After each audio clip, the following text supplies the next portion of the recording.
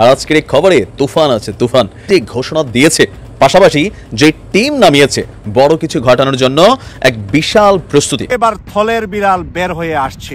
বিড়াল যে থলের ভিতরে লুকিয়ে ছিল তা বের করেছেন গতকাল 100-তে 100 ভাগ সঠিক বলেছিলেন। প্রিয় দর্শক, গর্জন যখন আসে না, থলের বিড়াল থল থেকে নড়াচড়া দিয়া উঠে এবং সে যে এখানে আছে কেউ না জানলেও সবার জানার সুযোগ হয়। এই মুহূর্তে শেখ হাসিনা কোথায় অবস্থান করছে তোমরা কেউ পারবে না বলে দিতে। তিনি পালিয়ে পালিয়ে বেড়াচ্ছে, তোমার নেত্রী নেই, পার্শ্ববর্তী দেশে নেই, তিনি এখন কোথায় কোন জায়গায় লুকিয়ে আছে সেটাই তোমাদের দায়িত্ব, তোমরা খুঁজে বের করো। আওয়ামী লীগের কোনো বাচ্চারা থাকলে জবাব হাজির করো। পারবে না তোমরা, নাই তোমার নেত্রী, তোমার মা হারিয়ে গিয়েছে, চিরদিনের জন্য হারিয়ে গিয়েছে। আরেক তথ্য দিয়ে রাজনীতিতে একটা চমক সৃষ্টি করলেন বা জাতিকে চমকে দিলেন পিনাকি ভট্টাচার্য। কিন্তু ডক্টর ইউনূসকে হটিয়ে সেনা শাসন যারা আনতে চাইবে তাদেরকে পিটিয়ে দিল্লি পাঠিয়ে দেবে, তাদের ঠিকানা দিল্লি।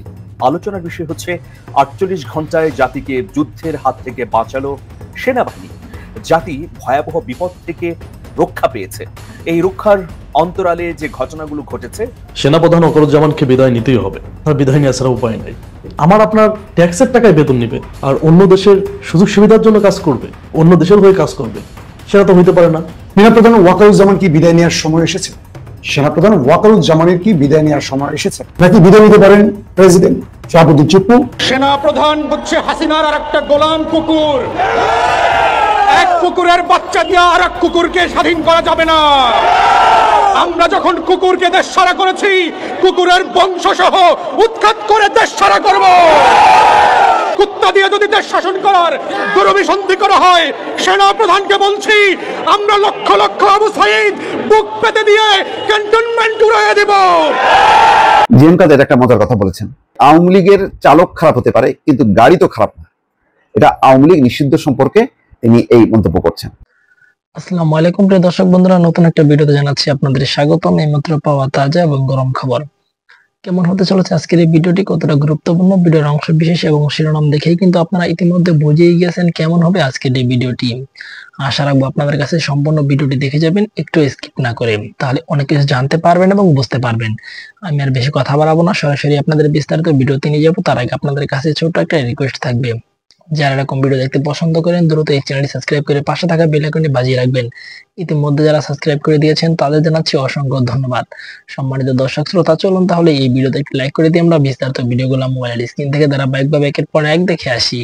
বাংলাদেশের কোন যে সকল কুকুর কুত্তার লেজ গুটায়া পালাইছে, এই সকল কুত্তাকে আর বাংলাদেশে ঢুকতে দেওয়া হবে না। সেনা প্রধান হচ্ছে হাসিনার আর একটা গোলাম কুকুর। এক কুকুরের বাচ্চা দিয়ে আর এক কুকুরকে স্বাধীন করা যাবে না। আমরা যখন কুকুরকে দেশ ছাড়া করেছি, কুকুরের বংশ সহ উৎখাত করে দেশ ছাড়া করব। কুত্তা দিয়ে যদি দেশ শাসন করার দুরভিসন্ধি করা হয়, সেনা প্রধানকে বলছি আমরা লক্ষ লক্ষ আবু সাঈদ বুক পেতে দিয়ে ক্যান্টনমেন্ট উড়িয়ে দেব। বাংলাদেশ নিয়ে কোনো ষড়যন্ত্র করবেন না। আপনার বেঁচে পালাবার কোনো জায়গা নাই। আপনার অপশন হচ্ছে দুইটা, বাংলাদেশের কারাগারে থাকবেন নাকি বেলজিয়ামের কারাগারে থাকবেন। আপনাকে সিদ্ধান্ত নিতে হবে, আপনার কবর কি বঙ্গোপসাগরে হবে না আটলান্টিকে হবে। বাংলাদেশে ফেরাউনের পরের নীল নদে যেভাবে কবর খুঁজে বের করা হয়েছিল, আপনার জন্য বাংলার নীল নদ প্রস্তুত করা আছে। বাংলার মাটি ফেরাউনকে যেভাবে মিশরের মাটি নেয় নাই, বাংলার ফেরাউনকেও বাংলার মাটি কবর দিতে দেবে না। আপনার লাশ ভাসায় দেওয়া হবে, বঙ্গোপসাগরে ভাসায় দেওয়া হবে। আপনার জানাজা হবে না, গোসল হবে না, কেউ আপনার জানাজা পড়বে না। যারা শেখ পরিবার দালালদের জানাজা পড়বে ওরা হচ্ছে বাংলার গাদ্দার ঘোষেকে বেগম এবং মীর জাফর। বাংলাদেশের সেনা প্রধান থেকে শুরু করে সশস্ত্র বাহিনী যারা আছে, পুলিশ, র্যাব, আর্মির যারা বাহিনী আছে, দিল্লির সেবাদাস বুদ্ধিজীবীরা মিলে বাংলাদেশের এই ঐতিহাসিক বাংলা বসন্তকে হাইজ্যাক করবার যে ষড়যন্ত্র করছে, আমরা দেশবাসীকে বলবো সতর্ক থাকবেন, মাঠ ছাড়া যাবে না। যেই প্রজাতন্ত্রের কর্মচারীরা আমাদের টাকায় অস্ত্র কিনে, বুলেট কিনে আমাদের হাজার হাজার মানুষকে গুম খুন করেছে, সেই সেনা প্রধানের হুকুমে বাংলাদেশ চলতে পারে না, পারবে না। আমরা সেনাবাহিনীকে বলছি ব্যারাকে ফিরে যান, কারফিউ উড্ডু করেন। This is not your business. Bangladesh এদেশের সাধারণ মানুষরা রক্ত দিয়ে স্বাধীন করেছে, রক্ত দিয়ে প্রতিহত করবে এবং লালন পালন করবে। জিএম কাদের একটা মজার কথা বলেছেন, যদিও তার বিরুদ্ধে পদ এবং মনোনয়ন বাণিজ্যের একটি দুর্নীতির অনুসন্ধান করছে দুদক, এবং তিনি বলছেন যে এটা রাজনৈতিক উদ্দেশ্য প্রণোদিত, যেহেতু সরকারের বিরুদ্ধে কথা বলেছেন তাই এটি করা হচ্ছে, এবং বলেছেন যে তাকে ব্ল্যাকমেইল করা হচ্ছে, এমন কথা তিনি বলেছেন। কিন্তু তিনি আওয়ামী লীগ সম্পর্কে একটা কথা বলেছেন, বলছেন যে আওয়ামী লীগের চালক খারাপ হতে পারে কিন্তু গাড়ি তো খারাপ না। এটা আওয়ামী লীগ নিষিদ্ধ সম্পর্কে তিনি এই মন্তব্য করছেন। কি বলছেন? আওয়ামী লীগকে নিষিদ্ধ করার বিরোধিতা করে জাতীয় পার্টি চেয়ারম্যান জি এম কাদের বলেছেন, আওয়ামী লীগ একটা দল, দলের ভিতরে যারা বাস করছে তারা খারাপ হতে পারে। আওয়ামী লীগ একটা গাড়ি, এর ড্রাইভার খারাপ হতে পারে, গাড়িটা তো খারাপ নয়। অর্থাৎ আওয়ামী লীগ বলতেছে দল ঠিক আছে, দল ভালো, কিন্তু যারা এটা পরিচালনা করছে তারা খারাপ, সুতরাং এই কারণে আওয়ামী লীগকে নিষিদ্ধ করা উচিত না। তিনি বলছেন এসব জিনিস বুঝতে হবে, কাজে জোর করে অনেক কথাই বলা যায়। শুক্রবার সন্ধ্যায় রংপুর সফরে এসে নিজ বাসভবনে সাংবাদিকদের এসব কথা বলেন তিনি। জি এম কাদের বলছেন সবাইকে বুঝতে হবে বিশাল অঙ্কের জনসংখ্যাকে বাইরে রেখে ইচ্ছা মতো যা তা করব, যেটা ফ্যাসিস্ট শেখ হাসিনা করেছিল। দেশের অর্ধেক লোককে বাদ দিয়ে নির্বাচন করবেন, কাউকে জোর করে নির্বাচনে আনবেন, কাউকে জোর করে বাদ দেবেন, এইরকম নির্বাচন দেশে গ্রহণযোগ্য হবে না। এইরকম করলে দেশে স্থিতিশীলতা আসবে না। এটা করলে দেশ সামনের দিকে সংঘাতময় দুর্যোগপূর্ণ অবস্থায় চলে যাবে। তো এই যে জি এম কাদের সব ঠিক আছে, বক্তব্য তো ভালোই বলেন, যেমন আওয়ামী লীগ সম্পর্কে বললো যে গাড়ি ভালো কিন্তু চালক খারাপ। তিনি এই যে বলছেন যে নির্বাচন সম্পর্কে যেটা বলছেন যে নির্বাচনে মানে জোর করে আনবেন, কাউকে বাদ দেবেন, এরকম নির্বাচন গ্রহণযোগ্য হবেন না। তো এইসব নির্বাচন, 3টা এরকম নির্বাচনের সহযোগী ছিল জাতীয় পার্টি, তো একবারও তো এরকম বিরোধিতা করলো না। প্রতিবারই নানান রকম কথাবার্তা বলার পরে তারপরে যখন নাকি ক্ষমতাসীনদের সঙ্গে একটা সমঝোতা হয়েছে তখন সুর করে নির্বাচন চলে গেল। তো এইসব কথা আবার জি এম কাদের মুখে মানায় না। তিনি বলছেন আইন শৃঙ্খলা পরিস্থিতি একদম ভেঙে পড়েছে, পুলিশ বাহিনী তাদের মনোবল হারিয়েছে, এখনো কাজে ফিরতে পারছে না, এর জন্য বর্তমান সরকার দায়ী। জাপার চেয়ারম্যান বলছেন বাংলাদেশের জঙ্গিবাদের উত্থান হচ্ছে, যুক্তরাষ্ট্রের সাবধান বাণীতে সতর্ক হতে না পারলে দেশের জন্য বড় ক্ষতি হতে পারে। আইন শৃঙ্খলা পরিস্থিতি স্বাভাবিক করতে না পারলে দেশে অপরাধ প্রবণতা ও বেকারত্বের সংখ্যা বাড়বে। অন্তর্বর্তী সরকারের উদ্দেশ্যে বলেন যদি দেশকে স্বাভাবিক পরিস্থিতিতে ফিরিয়ে না আনতে পারেন তাহলে ক্ষমতা ছেড়ে দেন। দেখ এসব কথার কথা, কিন্তু আওয়ামী লীগের প্রতি তার যে একটা সমর্থন আছে, যতই তাদেরকে ফ্যাসিস্ট বলুক না কেন, এই আওয়ামী লীগকে টিকিয়ে রাখা এবং এই আওয়ামী লীগকে টিকিয়ে রেখে তার উপর মানে তাকে সাপোর্ট করে সুবিধা আদায় করার একটা লম্বা রাজনীতি জাতীয় পার্টি করেছে, তার মাসুল এখন দিতে হচ্ছে। ফলে আওয়ামী লীগ নিয়ে যত কথাই বলুক না কেন, জাতীয় পার্টি এর দায় এড়াতে পারবে না। দর্শক, পালানো যার স্বভাব, যে জন্মগতভাবেই পালানো পছন্দ করে, কখনো বোরকা পরে পালায়, কখনো বোরকা পরে প্রবেশ করে, কখনো আবার এই বাংলাদেশ থেকে নিজে হেলিকপ্টারে পালিয়ে যায়, আবার এখন তিনি পার্শ্ববর্তী দেশ যেখানে নিরাপদ নিজেকে মনে করেছেন, যেখানে বসে ষড়যন্ত্র সকল বীজ বপন করে চলেছেন, তিনি সেখান থেকেও পালিয়ে যাচ্ছেন, পালিয়ে বেড়াচ্ছেন। তার মৃত্যুর আগ পর্যন্ত কি পালানোটাই তার জীবনের একটি সর্বশেষ ইচ্ছা হিসেবে পূরণ করবেন মহান রব? আমার কাছে সেটাই এখন প্রশ্নবিদ্ধ হচ্ছে। আমরা এও শুনেছি দিল্লি থেকে পালিয়ে কলকাতায় এসেছেন এবং কলকাতার 2টি জায়গায় নাকি তাকে এখন পর্যন্ত শনাক্ত করা গিয়েছে, সেটা হচ্ছে সল্ট লেক আর নিউ টাউন এলাকা। আবার আমরা বিভিন্ন টিভি চ্যানেল এবং বিভিন্ন জায়গার রিপোর্টে দেখেছি তিনি ভারত থেকেই পালিয়ে ভিন্ন কোনো একটি দেশে ইতিমধ্যে চলে গিয়েছেন। কোন দেশে গিয়েছেন সেটা নিশ্চিত হওয়া যায়নি, কিন্তু তিনি ভারতের নীরবে নিবৃতে বাংলাদেশের আওয়ামী লীগগুলোকে মিছিলের মধ্যে ব্যস্ত রেখে নতুন করে তাদেরকে উদ্দীপনা ছড়িয়ে দিয়ে বাংলাদেশের মানুষের মধ্যে আওয়ামী লীগের লোকদেরকে একটু নতুন করে তরতাজা করার জন্য তিনি তাদেরকে মিথ্যা প্রলোভন দেখিয়ে বাংলাদেশে নাকি ঈদ করতে আসবে সেই স্বপ্ন বাস্তবায়নের জন্য তিনি অডিও পর্যন্ত তিনি দিয়েছেন যে ঈদের সময় তিনি আসতে চান, দেখা করতে চান, বক্তব্য এরকম আসছে। তো সেই অবস্থায় তিনি নেতাকর্মীদেরকে রেখে তিনি কেন তাহলে পালাচ্ছেন? এই শেখ হাসিনা ভালো করেই জানে এই বাংলাদেশে তিনি আসতে পারবেন না। এই শেখ হাসিনা ভালো করেই জানে পার্শ্ববর্তী দেশেও তিনি নিরাপদ নয়, কারণ এমন পরিমাণ অপকর্ম করেছে যেই নেতৃত্বে এই অঞ্চলের কোনো জায়গায় কেউ নিরাপদে থাকতে দিবে না। সে কারণেই তিনি এখন নিজের লাগেজ ব্যাগেজ গুছাচ্ছে, একটি ধোঁয়াশার মধ্যে রেখেছে পার্শ্ববর্তী দেশ। পার্শ্ববর্তী দেশও তাকে নিয়ে এখন একেবারেই চরম মাত্রার বিব্রতকর পরিস্থিতির মধ্যে আছে, কিন্তু পার্শ্ববর্তী দেশের এর কোনো বিকল্প নেই। শেখ হাসিনার পাশে থাকা ছাড়া বিকল্প কোনো পথ নেই।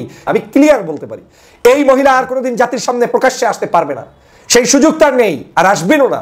আসার মতো তার স্কোপ নেই, আসার মতো তার ফেজ নেই। আদতে তার ফেজটা এখন কার মতো হয়ে গিয়েছে তাও আল্লাহ ছাড়া কেউ জানে না। তাহলে কি দাঁড়াচ্ছে এই রাজনীতি?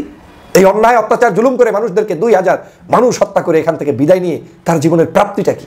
তার জীবনের প্রাপ্তি একটাই, নরেন্দ্র মোদী। এই মোদীকে তিনি পেয়েছেন, তার জীবনের প্রাপ্তি একটাই, নিজ মাতৃভূমি ছেড়ে এখন পালিয়ে বেড়াচ্ছেন। তার জীবনের প্রাপ্তি এখন একটাই, মাতৃভূমির স্বাদ রক্ষা আর তার দ্বারা হবে না। মাতৃভূমি থেকে বিতাড়িত হয়ে ভিন্ন দেশের স্বাদ সে গ্রহণ করছেন। হ্যাঁ, ভিন্ন দেশ না, যেখানে তার জন্ম, যেই জায়গা থেকে তাদের কার্যক্রম পরিচালিত হয়, সেই জায়গায় তিনি ফেরত গিয়েছেন। কিন্তু আজকে দুঃখ লাগছে, সেই জায়গাটাও তিনি শেষ পর্যন্ত থাকতে পারবেন না। আমি তো মনে মনে খুব চেয়েছিলাম যেই মানুষটি যাদের আদর্শে গড়ে উঠেছে, যেই মানুষটি যাদের চরিত্রে জীবনযাপন করছে, তার অন্তত শেষ নিঃশ্বাসটা সেই দেশেই হোক যে দেশে এতদিন পাশে বসেছিলেন ভারতে। তার তো ওখানেই অন্তত থাকা উচিত, শেষ নিঃশ্বাসটা ওখানেই হওয়া উচিত। ওখানের নিয়ম কানুনই তার মৃত্যুর পরে অন্তত পক্ষে জীবনটাকে সুন্দরভাবে শেষ করার যে একটি ধর্মীয় রীতিনীতি তাদের রয়েছে, সেটা হোক, সেটা তো চেয়েছিলাম। কিন্তু সেটাও কি তার ভাগ্যে এখন আর থাকবে না? তিনি সেখান থেকেও এখন পালিয়ে পালিয়ে বেড়াচ্ছেন। কোথায় যাচ্ছেন, কোথায় গিয়েছেন, জনমনে এখন এটাই প্রশ্ন। আমি যে প্রশ্ন ছুড়ে দিলাম, আওয়ামী লীগের কোনো বাচ্চারা থাকলে জবাব হাজির করো। আমি শেখ হাসিনার ভিডিও ফেস দেখতে চাই। ফেস দিয়ে পারলে আমার চ্যালেঞ্জ গ্রহণ করো যে শেখ হাসিনা এখন নরেন্দ্র মোদীর বিল্ডিংয়ে আছে নাকি গুপ্ত কোনো জায়গায় পালিয়ে বেড়াচ্ছে। পারলে চ্যালেঞ্জটা আমার গ্রহণ করো। পারবা না, পারবে না তোমরা। নাই, তোমার নেত্রী, তোমার মা হারিয়ে গিয়েছে, চিরদিনের জন্য হারিয়ে গিয়েছে। আর কোনোদিন তোমার মা মাথা উঁচু করে দাঁড়াতে পারবে না।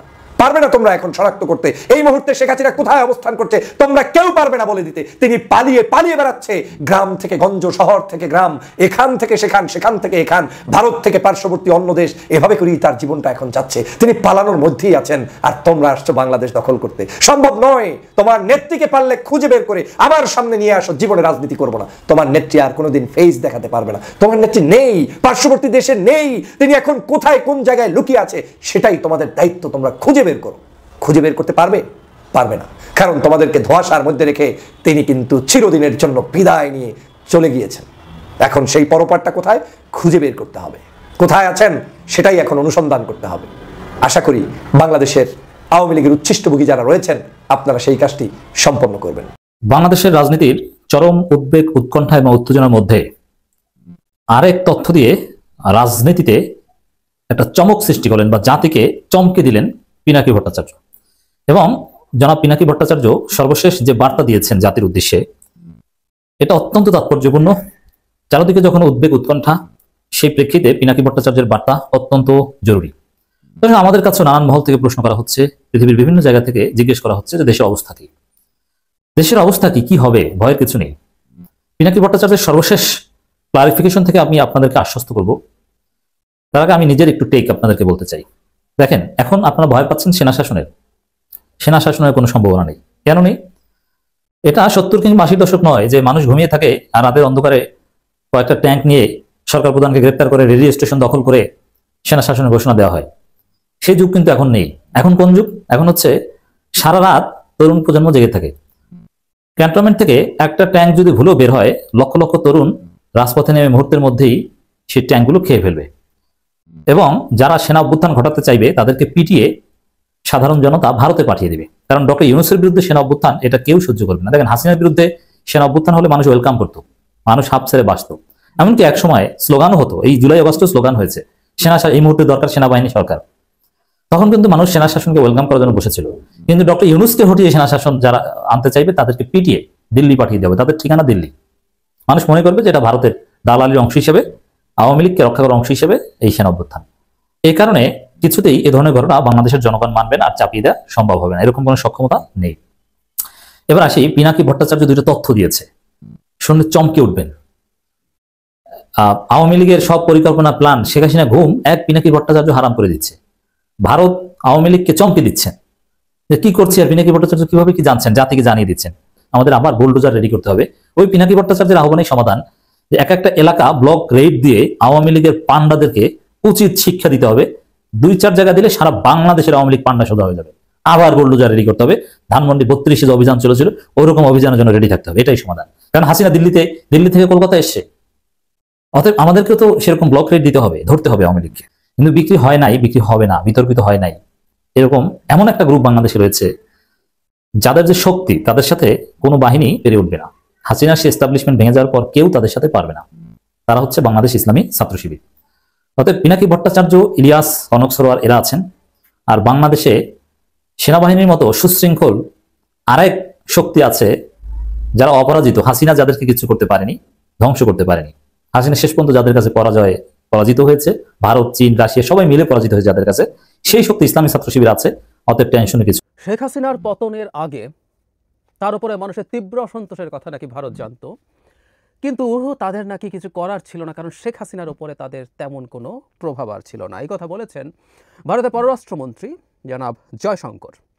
মানে উনি এখনও কথা বলেন, এবং কেন যেন কেউ কেউ তাকে বিরাট দুর্দান্ত কূটনীতিক মনে করেন। উনি ক্যারিয়ার ডিপ্লোম্যাট ছিলেন, এবং আমি দেখি তিনি পররাষ্ট্রমন্ত্রী হওয়ার পর থেকে কিছু রেটরিক্যাল কথাবার্তা বলা ছাড়া, যার মধ্যে কোনোভাবেই স্পষ্ট জিওপলিটিক্যাল এবং ইন্টারন্যাশনাল রিলেশনসের বেসিক জানেন এমন কোনো আভাস দেখি না। কিন্তু কিছু কথা বলেন, শুনতে খুব মনে হয় ভারত বিরাট সুপার পাওয়ার হয়ে গেছে, ভারতের একজন পররাষ্ট্রমন্ত্রী এভাবে কথা বলছেন। অথচ এই অঞ্চলে তার ব্যাকইয়ার্ড বলে সে যেটাকে দেখতে চায়, সাউথ এশিয়াতে তাদের যে অবস্থানেই লোকের চাকরি যাওয়া উচিত ছিল। কিন্তু যেটা হয় অথরিটারিয়ান সরকারগুলো, ইয়াস বিজেপি নির্বাচিত হলে একটা অথরিটারিয়ান সরকার, মোদি অত্যন্ত অটোক্র্যাটিক একজন মানুষ, তাদের এই ধরনের ক্ষেত্রে তারা পরিবর্তন করতে পছন্দ করে না, তারা বোঝাতে চায় তাদের সিদ্ধান্তে কোনো ভুল বা সমস্যা থাকে না। যাই হোক, জয়শঙ্কর কি বলেছেন, দ্য হিন্দু একটা পত্রিকা, ভারতের খুবই বিখ্যাত, খুবই রেসপেক্টেড পত্রিকা, তারা একটা রিপোর্ট করেছে, আমি একটু সেটা বাংলাদেশের, আমি টিবিএস বিজনেস স্ট্যান্ডার্ড থেকে পড়ছি, তারা এটাকে বাংলায় পাবলিশ করেছে। শনিবার ভারতের পররাষ্ট্রনীতির ওপর খোলামেলা আলোচনার জন্য পররাষ্ট্র বিষয়ক পরামর্শ কমিটির সদস্যরা ডক্টর জয়শঙ্করের সঙ্গে সাক্ষাৎ করেন। সেখানে প্রতিবেশী দেশগুলোর পরিস্থিতি, বিশেষ করে বাংলাদেশ, মিয়ানমার, মালদ্বীপ, শ্রীলঙ্কা ও পাকিস্তান ছিল আলোচনার বিষয়। উনি কি বলেছেন? উনি বলেছেন, গত বছর 5 আগস্ট বাংলাদেশের তৎকালীন প্রধানমন্ত্রী শেখ হাসিনার সরকার সহিংসভাবে ক্ষমতাচ্যুত হওয়ার আগে থেকেই সেখানে তার বিরুদ্ধে যে জন অসন্তোষ তৈরি হচ্ছিল সে বিষয়ে অবগত ছিল ভারত। তবে ভারতের পক্ষে তেমন কিছু করা সম্ভব হয়নি, কারণ শেখ হাসিনার উপরে তাদের যথেষ্ট প্রভাব ছিল না, তাকে শুধু পরামর্শ দেওয়া যেত বলে সংসদ সদস্যদের জানিয়েছেন। এছাড়াও তিনি ভলকার তুর্ক যে সেনাবাহিনীর প্রতি শান্তিরক্ষা মিশনের বন্ধ করা হতে পারে এই রকম কথা বলেছেন। এটা কখন বলেছেন আমরা ধারণা করতে পারি। খুব স্বাভাবিকভাবেই ওই রিপোর্টে থাকা কিছু, ওই মানে মিটিংয়ে থাকা কিছু মানুষের বরাতে নিউজটা পাবলিশড হয়েছে। এটা যেহেতু পাবলিক না, তাই ডিটেল জানা যায় না। মানে প্রথম কথাটা হচ্ছে, জয়শঙ্কর যা বলছেন এটা ঠিক। অসন্তোষের কথা তারা জানতেন, এবং এটা কি 5 আগস্টের আগে, এটা কি জুলাই মাসে শেখ হাসিনা এবং আওয়ামী লীগ মানুষের কি তীব্র ঘৃণায় পরিণত হয়েছিল সেটা বহু আগে থেকে আমরা জানি। আমি যদি যারা একটু পলিটিক্যালি কনসিয়াস, তারা নিদেন পক্ষে 2011 সালে যখন আওয়ামী লীগ ৫ম সংশোধনীর মাধ্যমে তত্ত্বাবধায়ক সরকার বাতিল করে, সেদিন থেকে বুঝে গিয়েছিল আসলে কি ঘটতে যাচ্ছে। যারা তার চাইতে একটু কম পলিটিক্সের খোঁজ খবর রাখেন, তারা 14 সালে যে ন্যাক্কারজনক ঘটনা ঘটল, নির্বাচনে একটা ভোট দেওয়ার আগে, নির্বাচনের স্পেসিফিক ডেটের 2 সপ্তাহ বেশি সময় আগে সরকার গঠিত হওয়ার মতো সিটে ডিসিশন হয়ে গেল। এবং তখন ভারতের সুজাতা সিং, যদিও তখন বিজেপি না কংগ্রেস ক্ষমতায় ছিল, তিনি এসেছিলেন এবং তিনি এসে এরশাদকে নির্বাচনে ঘাড় ধরে নেওয়ার চেষ্টা করেছে, সব আমাদের চোখের সামনে। এবং এরপর থেকে মানুষের ভোট ছাড়া ক্ষমতায় থেকে আওয়ামী লীগের প্রতি মানুষের ক্রোধ ক্ষোভ বাড়তে বাড়তে একটা পর্যায়ে সেটা ঘৃণায় পরিণত হয়েছে, তীব্র ঘৃণায় পরিণত হয়েছে। এটা বহু আগে থেকে, 14 সাল থেকে মানুষের ভোটাধিকার নষ্ট করেছে। বলা হয় অনেকে তুচ্ছ করে যে আমরা একদিনের রাজা থাকি, একটা দিন আমরা রাজা হয়ে উঠি, তার আগের 1-1.5 মাস বিরাট বিরাট পাওয়ারফুল লোকজন আমাদের কাছে আসে, আমাদের ভোট চায়, নির্বাচিত হতে চায়, এবং ওই দিন আমরা সিদ্ধান্ত নিতে পারি আমি তোমাকে ক্ষমতায় রাখবো কি রাখবো না। সেই ক্ষমতাটাও যখন নিয়ে নেওয়া হয়, আমি মনে করি আমরা আসলে নাগরিক থাকি না। কেউ কেউ বলেন আমরা প্রজায় পরিণত হই না, আমরা আসলে কৃতদাসে পরিণত হয়েছিলাম। ফলে মানুষের ঘৃণা ছিল, এটা সবসময় যারা ছিল। ভারত জানতো, কিন্তু পরামর্শের বেশি কিছু করার ছিল না, কারণ হাসিনা নাকি তাদের উপর, হাসিনার উপর এত প্রভাব ছিল। এটা মিথ্যা কথা। ভারত জানতো, না জানার কোনো কারণ নেই, কিন্তু ভারত মনে করত সে বাংলাদেশে যে পরিমাণ নেটওয়ার্ক তৈরি করেছে, তার প্রেজেন্স বিভিন্ন জায়গায় যেভাবে নিশ্চিত করতে পেরেছে, তার গোয়েন্দা সংস্থার এবং বাংলাদেশেরও বেশ কিছু দালাল, সহজ ভাষায় আমরা বলি, রাখতে পেরেছে পুরো ব্যুরোক্রেসি, পুলিশ, মিলিটারিকে। তাদের বিশ্বাস ছিল যারা যেভাবে কবজা করতে পেরেছে, এই তীব্র ক্ষোভ ঘৃণার পরও শেখ হাসিনাকে তারা ক্ষমতায় রাখতে পারবে, এটাই তাদের চিন্তা ছিল। কারণ শেখ হাসিনা তাদের কথা শুনতো না, এটা একেবারে মিথ্যা কথা। আমি একটা উদাহরণ দিই। শেখ হাসিনা 2024 সালে 7 জানুয়ারি নির্বাচন পার হওয়ার পর খুব স্বাভাবিক ছিল তিনি চায়নায় যাবেন। আগে ভারতে যাওয়ার কথা, কিন্তু ভারতের নির্বাচন নিয়ে তখন ব্যস্ততা আছে, তাই তিনি তার ওটা ঝুলিয়ে রেখে আগে ভারতে গেলেন। মানে তার কিবলায় তিনি আগে যাবেন, তার জন্য চায়না সফর ঝুলিয়ে রাখলেন। চায়না বলছিল তখন যে তুমি এটা করে যাও, পরে ভারতে যেও, কিন্তু না, ওনাকে যেতে হবে, নরেন্দ্র মোদীর পা চাটতে হবে। কথাটা খুব বাজে শোনালো শব্দটা, কিন্তু এটাই করেছেন উনি। সরাসরি গিয়ে পা চেটে আসতে হবে এবং মোদীর ব্রিফিং নিতে হবে, চায়নায় কি করা যাবে কি করা যাবে না, সরাসরি। এটা কিন্তু অন্যভাবেও বার্তা দেওয়া যায়, কিন্তু সরাসরি ব্রিফিং নিয়ে আসতে হবে। সো শি ওয়েটেড, এবং আমরা খেয়াল করব উনি ওখানে গিয়ে তারপর ফিরে আসার পর ইনফ্যাক্ট চায়না পরবর্তীতে ক্ষুব্ধ হলো এই কারণে তিস্তা প্রকল্প ভারত করবে বললেন। এমনকি মোংলা পোর্ট যেটা পরিচালনার জন্য চায়না খুব সিরিয়াসলি চেষ্টা করেছে এবং চায়নার সাথে প্রাথমিক সমঝোতাও হয়েছে, সেটা থেকেও সরকার সরে আসে। এবং এটাই আসলে হবার কথা ছিল, কারণ আমেরিকা বাংলাদেশকে আর চাপ ওভাবে দেবে না। এই যে 2+2 মিটিংয়ের কথা আমরা বলি, সেখানে আসলে এটাই সিদ্ধান্ত হয়েছিল যে ভারত শেখ হাসিনাকে তার কথা মতো চালাতে পারবে এবং শেখ হাসিনা অক্ষরে অক্ষরে ভারতের প্রেসক্রিপশন ফলো করছিলেন। এবং এটাই আসলে ক্ষুব্ধ করে শেষ পর্যন্ত চায়নাকে, গিয়ে $5 বিলিয়ন নিয়ে আসবেন বলে 5 বিলিয়ন না 5 কোটি ইউয়ান কত জন নিয়ে এসেছিলেন, মানে $5 কোটি মতো যেটা দাঁড়ায়। এবং আর কিছুই হয় না, রীতিমতো এতটাই নেগেটিভ হয়েছিল সেটা, শেখ হাসিনা সফর শেষ না করে ফেরত আসতে হয়েছিল। এগুলো প্রত্যেকটা ভারতের কথা শুনেছে বলে।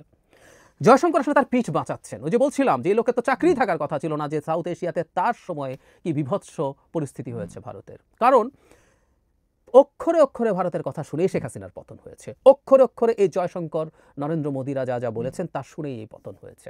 এখন এটা যদি স্বীকার করা হয় যে শেখ হাসিনা তাদের কথা শুনতেন অক্ষরে অক্ষরে, তাহলে এত আসলে তার আর পদে থাকার কোনো সক্ষমতা থাকে না। যাবতীয় সব দেশে তার পতন হয়েছে, বাংলাদেশেরও জনগণ শত্রুতে পরিণত হয়েছে, কিন্তু সাফল্য সকল দেখাচ্ছিল যে এই রেজিমটাকে আমি আমার সব কিছু খাওয়াতে পারছি, আমি আমার সব কাজ করিয়ে নিতে পারছি একে ক্ষমতায় দেখে। এক ধরনের অ্যাপারেন্ট সাকসেস। ভারতের মতো একটা রোগ কান্ট্রি, এটা তো আসলে জেনুইনলি একটা সুপার পাওয়ার হওয়ার মতো না, সে একটা পাড়ার মাস্তানের মতো দেশ, সে মাস্তানি করে ক্ষমতা অর্জন করতে চায়। সো তার কাছেও এটা সাফল্য মনে হতে পারে কারো কারো কাছে। সো সেটাও যখন শেষ হলো, despite listening to everything, Sheikh Hasina সব কিছু শুনেছে তাদের। সো এগুলো দায়ভার সম্পূর্ণ তাদের। সুতরাং জয়শঙ্কর আসলে গণতান্ত্রিক একটা উদার গণতান্ত্রিক সরকার এবং দেশ যদি ভারত হতো, জয়শঙ্করের চাকরি থাকতো না।